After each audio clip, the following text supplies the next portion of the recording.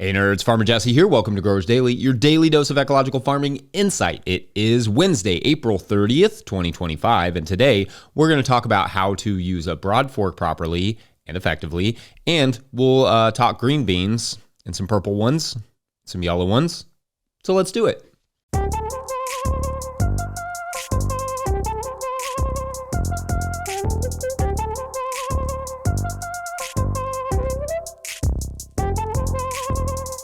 All right, well, happy Wednesday, everyone. Not a ton to report on my end, honestly, but I will say that my BCS tractor started acting funny yesterday while I was mowing a bed of lettuce and spinach, which is always my favorite thing to happen at the very beginning of the season. So I'm going to have some carrots soon, though, which will make everything better. Anyway, today I want to talk green beans, and we don't grow green beans like we used to, and especially not as a market item, but I love me some green beans, and there are some ways to make them relatively profitable or at least slightly easier to grow. So I will talk about bush beans in the first segment and then pole beans in the third segment, along with some harvesting and marketing stuff along the way. What I'm not really going to talk about today is dry beans or shelling beans like edamame. I mean, unless you just stop picking the green beans, then dry beans will be the result. But yes, we can save those for another time. I do the show every day, so we get plenty of opportunities. All right, so obviously pole beans are varieties that need support, and bush beans are varieties that do not, or at least not much. Most fresh beans are called snap beans, and although most beans used to have like a string, hence string beans, many do not anymore. That said, snap beans refer to those with and without strings, which I agree is kind of confusing. The string is that fibrous thread that isn't particularly edible and is generally removed before cooking. It's no small amount of work, and anyone with a grandparent who liked to cook can attest for the hours and hours you spent stringing them for your grandparents. There is also another category called fillet beans, like the French haricots verts, which are delicious and tender, but require picking every 2 days or so versus every 5 or so for most bush beans. The varieties you choose will be up to your goals and market, but choose wisely. Now, for us, I may disappoint you a little bit with my favorite bush varieties because mine are those that are easy to pick and taste delicious. Specifically, I like the large Roma style beans that fill up a pound really quickly, and I like the Royal Burgundy beans that are purple and really easy to find and shell, though I do make sure to warn customers that the beans the purple ones will turn green when they cook. I also like to grow just a few feet of fillet beans, those haricots verts style, just to have a handful of those in a meal, like basically every day that they're in season, because they are really a treat, and I love me some good old style, French haricots verts. You all can feel free to give us your favorite bush or pole bean varieties in the comments, of course, as always. One we get asked about the most here in Kentucky is the half runner beans for canning, but we don't grow them because mostly people want them at a price we would never be able to sell, and they are better canned than fresh, in my opinion. Beans are already not super profitable given the amount of time they take to harvest. So with the varieties I select, I like to select those that, like the large Roma or the purple, that are unique and I can charge a fair price for them, and also they're easy to find when you're harvesting. We found the regular old green bean for $7 a pound is not super easy to sell, especially when you can get organic prepped and cooked green beans at Whole Foods for like $5 a pound right now. Anyway, we have started green beans in trays to beat the season before, but directly seeding them is generally the way to go, just putting them straight into the soil.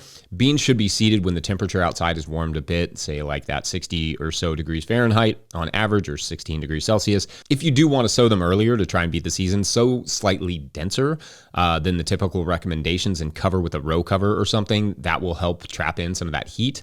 The reason being that germination may be low if the soil is cool, so that's why you'd want to put them in denser. Also, before sowing, you can consider inoculating the beans with commercial rhizobia. They sell these at like Johnny's or wherever you're buying your beans, most likely. This is the bacteria that legumes collaborate with in their root nodules to fix nitrogen. This may also help increase yield, so it's not the worst idea. I also find it doesn't hurt in terms of germination to pre-soak the beans overnight in a warm area in a compost extract, and then let them dry for a little bit before sowing them, called seed priming. Now, every seed is going to be a little different, but generally you want to account for 2 rows on either side of a 30-inch bed, 75-centimeter bed, or one right down the middle if you don't need that many beans. Then plan for landing a bean every 2 to 4 inches, so that'd be like 5 to 10 centimeters. Again, go slightly denser if it's still cold. Then, for bush beans, there's not a lot to it. I like to add a very light amount of compost, emphasis on the very light part, because you don't want a big bushy plant and no beans. They are not super heavy feeders, but they do like a little burst to get them going and get through the potential bean beetle attacks. For harvest, if you harvest once a week or every 5 days, bush beans will generally produce for 3 or so weeks, preferably 4, depending on the variety and their health. But it's a good chore to go out there with the kids, hang out in the evening, enjoy the weather, pick some beans. I like to harvest them into totes and or like little baskets and get them cooled down quickly in the cooler where they will last, a week or more. If they are wet, try to get them dried off first so as to avoid any mold. Anyway, I'll touch a bit more on marketing in the third segment when we discuss pole beans, but first, a broadforking how-to, because why not? BRB. Nobody knows me like you do. You just read my mind. Nobody gets me except for you, like we're intertwined. Seasons come and go. Today's episode is brought to you by Farmhand. I started a CSA to grow food and build community, not to drown in admin work. Spreadsheets, emails, and pack lists take up too much time. If I could spend less time at my desk and more in the field, that'd be a win. Enter Farmhand.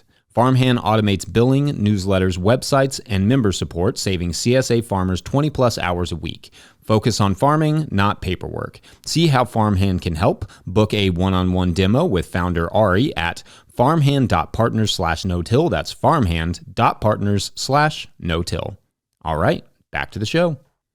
If you, the listener, are enjoying this content, getting even a small amount of value from it, consider supporting our work over at patreon.com/no-till-growers. I will try to get to questions from everywhere the questions come in, but I will always get to your Patreon questions. Now, today's Patreon question comes from Patreon member Bill Marshall, who writes, quote, Farmer Jesse, would you speak in more detail about broadforking? Thanks to your videos, I bought one for my 1,200 square foot home garden, all beds of which are just a few years old. I'm in Western PA, Zone 6A, yellow clay. That was a fun little rhyme there, Bill. How often do you broadfork your existing beds? What time of year and what indicator/indicators do you use to decide that compaction is sufficiently reduced and you can stop broadforking a bed? Thank you, and end quote. All right, great questions here, Bill. So first, for those of you not watching on YouTube or those of you who do not yet own your own broadfork, there are ways to use this tool well and ways to needlessly overemploy it, thus wasting a bunch of your time. I'm going to attempt to point you in the direction of the former. First, for the uninitiated, a broadfork looks like a giant dinner fork on 2 sticks with generally 4 to 6 long tines on the bottom, a bar that connects them all, and then 2 handlebars to hold on to as you pull it back. And as a tool, its purpose is to decompact and aerate the soil. Specifically on a small scale, on a large scale, a subsoiler, typically something to that extent, is used for the same purpose. And it's intended to do so without destroying too much of the soil structure or by crushing soil aggregates in the way that a tiller or rotary plow or spader or whatever can, which you don't want to do because that effectively releases a lot of the soil organic matter in your soil. So what the broadfork looks like in practice is that you are pushing the broadfork deep into the soil, pulling back lightly to just pop the soil up a bit, and then stepping back roughly a foot or so, and then repeating the process all the way down the bed. This process allows some soil organic matter, like compost, to slip deep into the soil horizons, which can help break apart compaction and get nutrients deep into the soil. Broadforking can help just break apart hard pans that are deep in there from tractors or animals or humans or lack of plant roots or standing water, etc. Will it break apart some good guy fungal hyphae in the process? Sure, but it won't pulverize the soil, and ultimately, if you do it right, it will lead to healthier soil. And as I often say, it's a tool that should, if used right, put itself out of business on your farm, make itself effectively obsolete. So how do I use it? Well, and remember, I'm on heavy clay. In the spring, as I get a bed ready to plant, I use a piece of rebar to push it into the soil to see if that particular bed is compacted. If the rebar slides smoothly into the soil down to about 14 to 18 or so inches, that bed is good to go. No more need to broadfork. If it does not go that deep, or at least not with ease of me just pushing my body weight down on the rebar, then I broadfork. Before I do, most of the time I will add a little compost to the surface so that as I broadfork, the compost will drop down into the cracks. Typically, this broadforking is done in the spring. but kind of in those mildly drier spells, which we have not had a ton of this year. But you want to do it when the soil is not so wet that it's mucky or that the Broadfork just slides through, like trying to Broadfork a thick milkshake. Now, once a year is generally fine. In really compacted soils, maybe twice that first year, once between each of the first 2 crops in that bed. That won't be a bad idea. Then just as needed from then on. I will say I found a couple of spots in our garden this year that were mostly fine last year, but seemed a little more compacted this year, or at least that's what it felt like. Why were they suddenly compacted again? I'm honestly not sure, though. The hard ice freeze we had in January killed some of the cover crops I'd planted there, or I'd planned to have there. So maybe that was had something to do with it, or perhaps I've changed my tolerance for compaction, or maybe I just didn't grow enough crops in those areas last year. Also, you cannot check for compaction in clay when the soil is too wet because it will give you a false reading because it's easier to poke through wet clay than moist clay with rebar. So the moisture last year may have had something to do with it. Hard to say. But I checked those spots like normal and Broadfork them in hopes that I won't have to do that again, or at least not for a while. Like everything in farming, just don't go at it dogmatically. Like, this is what I want my soil practices to be, and so I'm not going to do X and I am going to do Y or whatever. Instead, just ask the soil what it needs at that moment and give it that, which may indeed be a Broadforking. Bill also asked about indicators, and beyond compaction, just crop performance, especially cover crops, because they can be great indicators of poor soil health. If they're short and or yellow and not vigorous, that makes me think that bed could use a little assistance from the Broadfork for the subsequent crop at least, and if not, maybe some compost or something for nitrogen. I have also Broadforked the cover crops in situ, like Broadfork them when they are a few inches tall, but haven't yet noticed or recorded any meaningful changes from that. Anyway, I hope that helps a bit. Otherwise, we're going to take a quick break, and when we come back, we'll get back to beans. Pole beans, though. Be right back. Today's episode is also brought to you by FarmRaise. Still using QuickBooks for your farm's bookkeeping? You're wasting time and losing money. Farm finances can be overwhelming, but they don't have to be. FarmRaise Tracks is the all-in-one tool built just for farmers. Manage expenses, prep for taxes, run payroll, and plan for the future without spreadsheets or stress. Just clear, organized insights to keep your operation thriving. Thousands of farmers trust Tracks to make smart financial decisions all year long. It's time you did too. Use code NOTIL20, that's all caps, no spaces, NOTIL20 for 20% off the life of your membership at farmraise.com. All right, back to the show. All right, and so in segment 1, we discussed bush beans, but in segment 3, we'll talk pole beans because there are a few key differences, not only in how you plant them, but obviously in the whole trellising thing and in the varieties. To be sure, there are a ton of good pole bean varieties out there, and one of my favorite things about the rural parts of Kentucky is how many areas and families have their own pole bean varieties. Most of those beans are intended for dry beans, but they almost all make good fresh or green beans too, some just being stringier than others. These, and not bush beans, are the types you would couple, or throuple, I guess, with corn and squash for Three Sisters style planting, so they would climb up a corn stalk. What a commercial gardener would do to plant these versus what a home gardener would do in terms of spacing is a bit different. For pole beans, no matter the width of your bed, you will be planting just one row. On a wider bed, perhaps you can get away with interplanting on the edges just to make the most of that space. But since you can't easily harvest the middle between the rows, one row is all that will really make sense, which is another reason why we don't bother with these on a commercial scale, to be honest.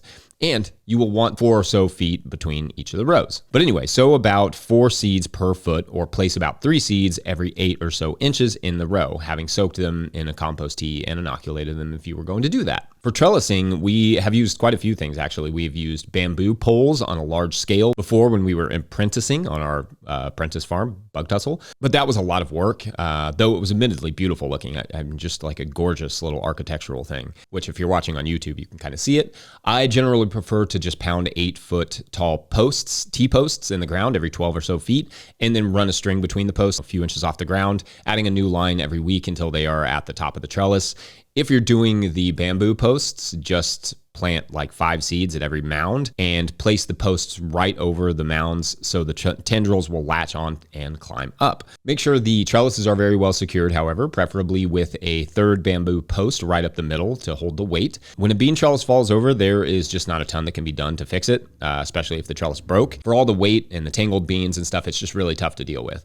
Next, wait until you start seeing beans, obviously, but you could be harvesting these bad boys for months as In the right situation, they will be highly productive. And the nice thing is that at least after the initial harvest, all the harvesting can be done standing up, which versus bush beans, which must be done from the ground, or you cut the plant and you do it right in the shade, which I will do sometimes with edamame.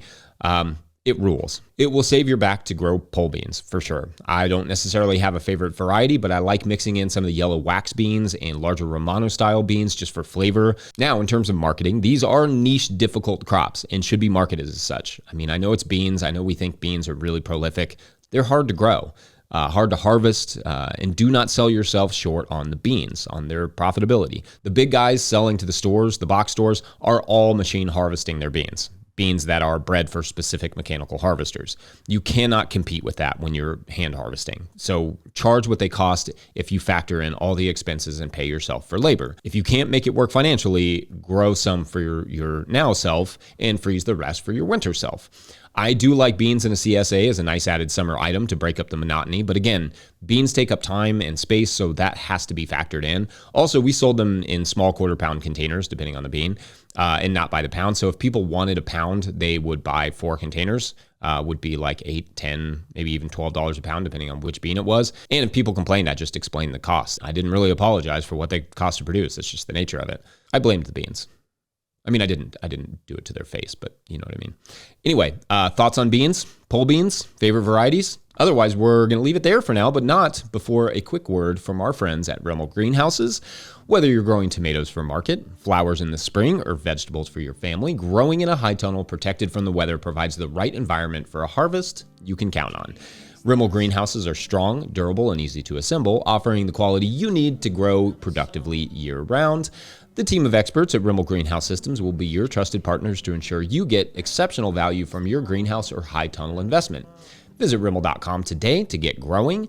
Don't forget that we here at No-Till Growers are now officially a 501c3, so donations, well, they're tax deductible and greatly appreciated. You can learn more about that in the show notes. Please make sure to like and subscribe and or follow wherever you are getting this podcast. That's an easy way to help us out as well. Enormous thank you to all of our show sponsors. And if you'd ever like to sponsor the show, you can reach out to Farmer Michelle at notillgrowers.com.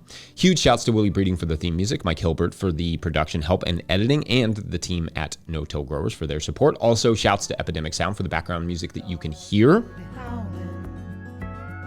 Pick up a copy of the Living Soul Handbook or the Seed Farmer at notillgrowers.com to support our work. Big thank you to everyone over at patreon.com/notillgrowers, where at a certain level, or if you just bump up from one level to another, or you sign up in the month of April, you get a shout out on the show. So big shout outs today to Patrick Weaver, Alex and Oliver, Stacy Moorman, Bill King, and Chris Yates. These are our weeklies coming in clutch here to keep the story going for the week. We'll see who will step up for tomorrow. But anyway, yes, deep in the lake below where, as you will remember, a renegade group of growers is building a series of floating gardens. And they've lived, this group that lives under in the water in these caves has been there for like 100 years. And they have managed to hide from regular townspeople for that whole century. But having lived below the surface for that long, these inhabitants have developed not only their own fun accents, which are really adorable, but the youngest generations have developed just a little bit of webbing between their toes for swimming, which makes them incredibly fast. They also are adroit at holding their breath for a long time, for long periods of time, and surfacing quickly without getting the bends, which is important because they find this new fruit, this thing that they hear the gardeners calling tomatoes, are growing. They're quite delicious when they turn red. I mean, when they're green, they're kind of meh. They're okay on a sandwich when you fry them, but they're delicious, that is, so long as you don't get caught. So that's tomorrow on the Thieves of Garden Island, previously known as the Mariners. Yep. All right. See you tomorrow for Thursday. It'll be awesome. Bye.